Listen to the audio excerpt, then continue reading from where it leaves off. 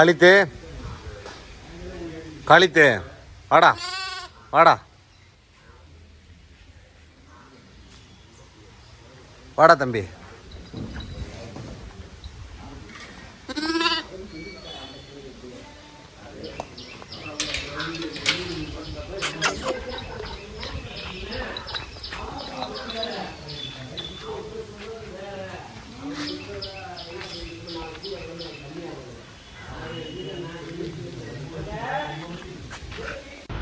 மக்களே, இவன் பேர் காளித்து. இது பர்சனலாக இது என்னோடய ஆடு. இது நான் தனிப்பட்டு வளர்க்குற ஆடு. இது வந்து பியூர் எட்டை ஒருத்து குட்டி. உங்களுக்கு நல்லா இருக்கும்.